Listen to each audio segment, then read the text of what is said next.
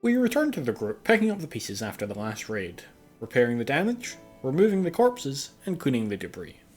The raiders had seemingly managed to destroy a single portion of the sewage system without destroying the wall that actually encased it. Luckily, remnants of the benches they'd also destroyed were able to be quickly repurposed to get the feces flowing again. Following the raid, there was some good news. The first harvest of corn had come in, and, as anticipated, it had been quite a large harvest, bringing in over 1,400 units of corn, enough to last them for quite some time. Doc also got to work fixing two of the most pressing issues that the raid had caused, in order of their importance. First off, replacing the pool table. Secondly, providing Haxton with some dentures so that she could eat again, and a peg leg to help her move a bit better. It can never be said that he doesn't have his priorities straight. With Doc being busy rebuilding the precious pool table, Dynaplast steps in and utilises his military expertise to successfully install the peg leg and dentures for Haxton. The missing eye will have to wait, however. Thankrar is still first in line for the next eye that they find. With the research into machining completed, they could finally get to work on their distribution methods. Drop pods. These little rocket pods could be loaded to the brim with booze and then sent flying across the land each of the factions that the distillery wanted to win over. Nothing quite says friendship like launching enough alcohol to destroy a small nation through the sky to land directly on someone's doorstep. In fact, Doc expected that most of their time spent researching drop pods would be spent on ways to ensure that the factions didn't simply receive a box full of broken glass and sadness. Unfortunately, speaking of sadness, the group's boomalope had succumbed to the plague which had been afflicting it. But, as with all boomalopes, it made sure to go out with a bang, taking some of the pen with it. Unfortunately, someone had also placed Hershey Horse in the pen instead of his usual pen, which caused him to be lightly charred. Thankfully, he knew to stop, drop and roll, which minimised his injuries, and he was quickly escorted back to his home pen. The group were forced to respond quickly and en masse to ensure that their entire defensive wall wasn't reduced to ash. Getting the fire under control, they decided to rebuild the pen. There were no other boomalopes in the area currently, but if any arrived, they would still want to tame them. The chem fuel supply would be vital for their drop pod plan, plus any excess could be turned into chemshine to sell. As Doc was rebuilding the pool table, he also planned to rebuild the benches on the veranda. However, he asked the group to hold off on that for the moment, as they would be needing their wood stockpiles for another purpose. The wood was to be used to improve the defences. The last raid had shown some glaring weaknesses. For example, raiders didn't need to traverse the whole river, they could just jump around the side of the south wall, not slowing them down very much. As such, the wall was extended out into the river to force them into passing through it. Building all of their defences out of wood made them a little susceptible to fire, but they lacked any other resource in that abundance, and building them out of wood was a lot quicker than stone. As the group rested that night, a pair of domesticated donkeys entered the area and approached the village. The group could use the donkeys to help carry goods if they ever needed to caravan on foot again, but aside from that, they were a breeding pair, meaning that the group could keep them in the currently empty boomalope pen and potentially raise more donkeys to sell on for profit. Due to her religion, a large part of Jade's mood was based off the position of the stars, and the stars were just not in her favour today. She went on an insulting spree, targeting the only other person awake, which happened to be her night shift companion Pinion. Pinion wasn't too happy about the insults however, and they quickly came to blows. Thankfully, neither of them was too badly injured, but you've got to imagine it's going to make things a bit more awkward on the night shift from now on. The first batch of chemshine was ready, and given that it could turn a person into an explosive device simply by drinking it, they elected to store it in the chem fuel room, for safety purposes. With the drop pod research well underway, Doc felt that it was time to finally build a prototype pod and launcher. As this would also be part of the brewery business, this would be added onto the distillery complex. This would also make it easier to fuel and load the drop pods, as all the materials would be stored within the complex. A small walled courtyard was arranged to offer the drop pod array some protection from any raiders. Speaking of protection from raiders, Dynaplast started planning out the next stage of their defences. These would consist of a line of cavalry spikes across the entrance of the village. These would slow down attackers and likely cause some minor cuts and scrapes along the way, while a door in the centre would allow the villagers to enter and exit. A single narrow bridge was created over the river to allow the villagers to quickly traverse it, although a steel bear trap was hidden at the end to deal damage to any attackers that tried to cross it. With the first drop pod created, the group wasted little time in loading it to the brim with wine, mead and beer to send off as a gift to one of the nearby settlements. As well as winning them favour with the faction that received it, it would also make the settlement a bit less enticing target for raiders. If they had less booze in their stockpile, there was less reason to attack them. It did take a bit of time to load the pod. Even with the new door making a shortcut through the chem fuel storage room, there were still only a couple of people free to load it, as the others were working on farming or building the defences. But soon enough the pod was full and they were ready to choose a target. Any of the settlements would have made fine targets, however as they were nearest, they sent them to the Green Inlet settlement. With the decision made, they hit the launch button and watched as the pod soared off into the sky and across the landscape. The booze was so great that immediately upon arrival of it at the settlement, they decided they were no longer enemies with the distillery. It would take a lot more convincing to get them to actually become allies, but for the time being Doc's premise had been proven. They could protect themselves by minimising the number of enemies around them purely by the virtue of quality alcohol. Following the success of their inaugural pod launch, the village was bustling with life as everyone's spirits were lifted. They were finally feeling like they could actually pull this off. Now that distribution was sorted, the only thing to do was increase production. The faster they could produce booze, the faster they could win over their enemies, and the faster that they did that, the less chance for a truly lethal raid to hit the village. They started this endeavour by turning a small patch of fertile soil on the south side of the village into yet another hops field.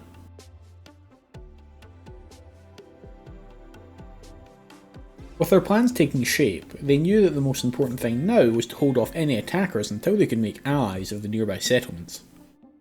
Once they had allies, they could call upon them to send military aid in times of need, but for now, they needed to keep working on their defences. With that in mind, Dynapla planned out a second row of cavalry spikes, to further slow down any attackers.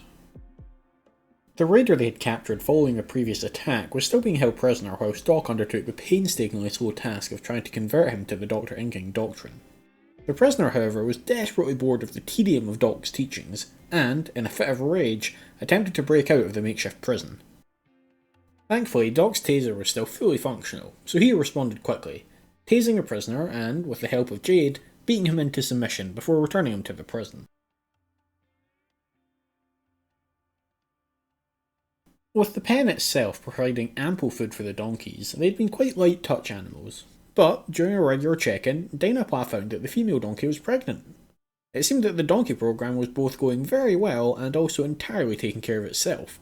The perfect combination. With winter fast approaching, Doc was concerned that all of the work they were putting into increasing production could amount to little, as they might have to wait out the entirety of winter only being able to grow the small batch of hops that could be raised in the distillery's greenhouse. With this in mind, he elected to build a much bigger greenhouse onto the side of the distillery complex. The current one utilised growing beds as the ground was unsuitable for crops, however this new one would simply encompass an area of workable soil, allowing for the entire room to become essentially an indoor farm. With skylights to let in the sun and radiators to provide heat, they would be able to still produce a sizable crop of hops throughout the winter months. Things were progressing well, which inevitably meant that disaster had to strike. This time it came in the form of the plague. Haxton, Baby Pisano and Jade were all afflicted. Haxton and Pisano could happily rest while they underwent treatment, but Jade was the village's primary builder. With her bedbound for the next few days, construction work would likely grind to a halt.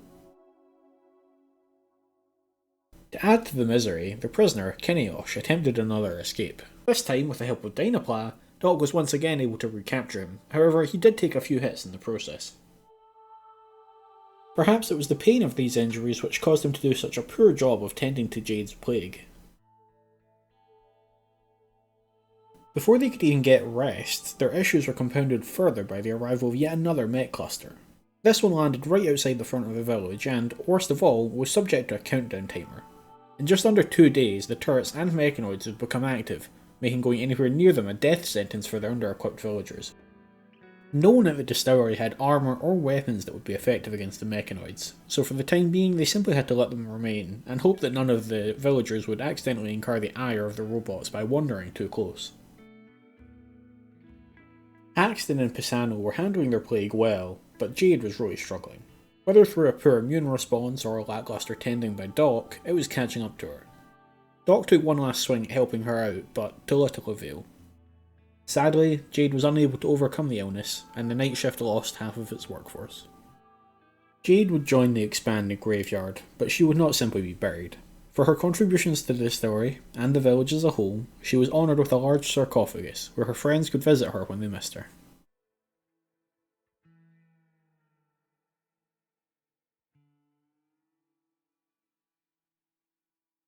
With the loss of Jade still fresh in their mind, they sent out another shipment to the Green Inlet settlement, determined to secure their position so that they wouldn't lose anyone else. They still hadn't earned enough goodwill to request military aid, but after a few more batches of booze they should be able to. Without Jade to build things for them, Doc took over again as the primary builder for the village. Although he did start training Pinion to help out with it too, both to speed things up and to give them some options if Doc was otherwise indisposed. Thankfully, they'd done all the research they currently needed, so it wasn't taking Doc away from anything else. After a longer than anticipated build time, the new greenhouse was finally ready for use, and they immediately got to work covering the entire area in hops. They had so many different farms going now that it would likely need additional people to work them soon. In the spirit of increasing production, they also crafted a lot more barrels in the fermenting room. With the number of hops farms they had currently growing, they were sure to need extra barrels in which to ferment it all. With the harvest of the large hops field coming in, Dynaplow was essentially working full time on brewing beer. Doc was almost beginning to get concerned that they might have too much product to process even with someone working on it full time. The next day, two groups contacted them. One was a combat supplier's caravan who had arrived at the village looking to trade, and the other was a member of the Grey Mesa settlement looking for help. They were being harassed by raiders and wanted the distillery to draw their attention. They anticipated that attention would make the distillery the target of a climate adjuster, which, if left to do its thing, would increase the temperature in the region by 10 degrees. Thankfully, this climate adjuster was likely to only be guarded by 4 angry squirrels. Quite a curious choice for a defensive force. Doc agreed to help the settlement, purely to earn additional goodwill with them. This seemed like an easy task, and any goodwill they could get from other tasks meant they would have to spend less of their booze on it. Dynaplow rushed out to meet the combat supplier. He sold off a few of the tattered old weapons they'd taken from raiders and used some of their stockpiled steel to purchase a few new weapons for the distillery team, which would hopefully make defending themselves a slightly easier task. He purchased 2 auto pistols and a pump-action shotgun. Not exactly bleeding-edge technology, but a step up from the flintlocks and bolt-action rifles they'd been using. With the trade concluded, Dynaplow went to meet Doc to find out the location of the climate adjuster. As their security specialist, he would head out there, take out the squirrels, and dismantle the adjuster. He saddled up Hershey Horse and they set off.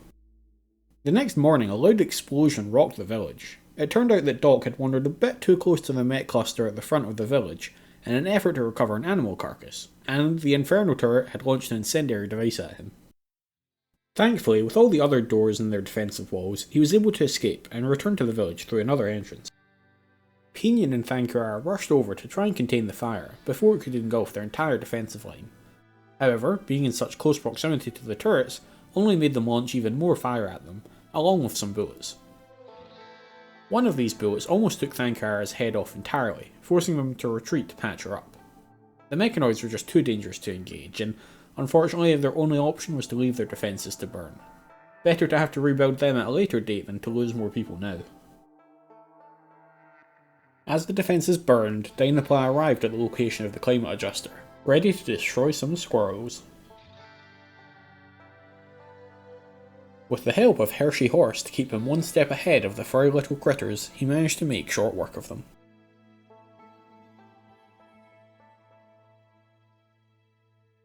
After that, it was a simple matter of unloading an ungodly amount of bullets into the climate adjuster from his hand cannon, until it eventually broke down.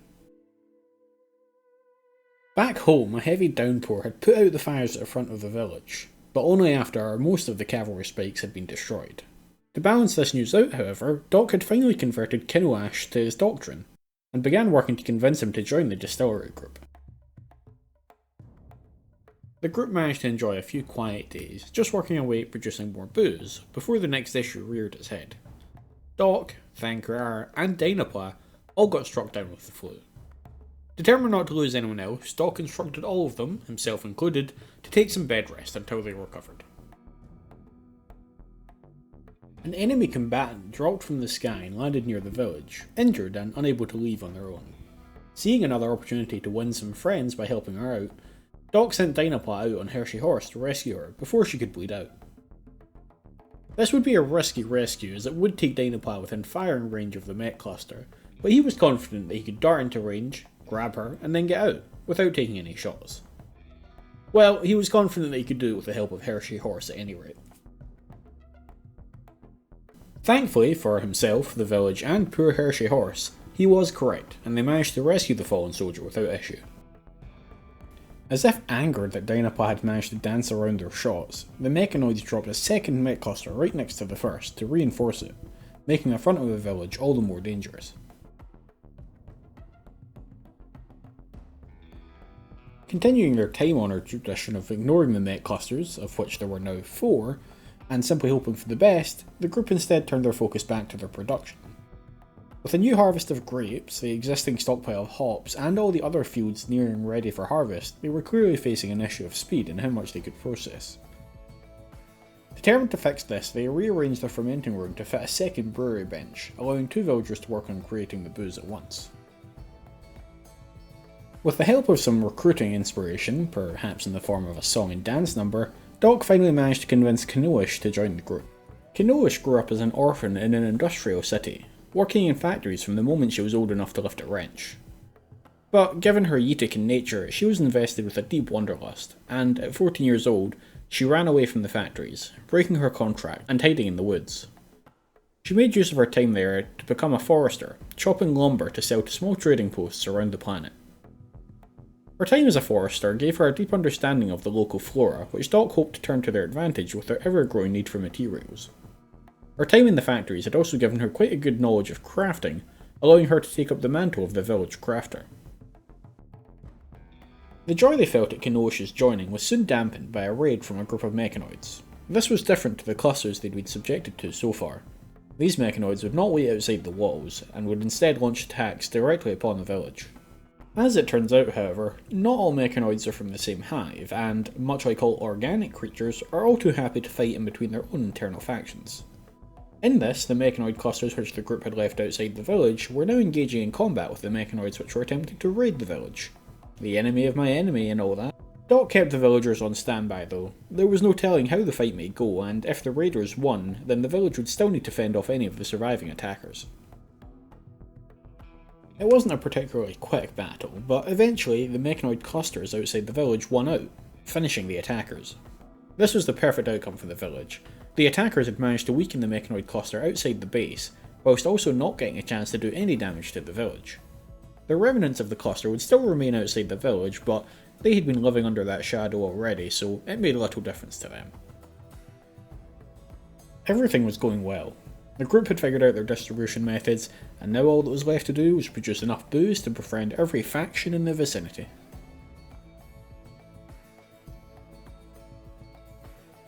Hey guys, Tuna here. Hope you enjoyed this most recent episode of Dr. Inking's Distillery. We're getting pretty close now. I imagine the next episode should probably be the last for this series. Hopefully because we managed to make friends with everyone, as opposed to because the whole village died, but I guess we'll find out. But I shall see you next Saturday for that installment, and until then, thank you all for watching, and I hope you all have a wonderful week.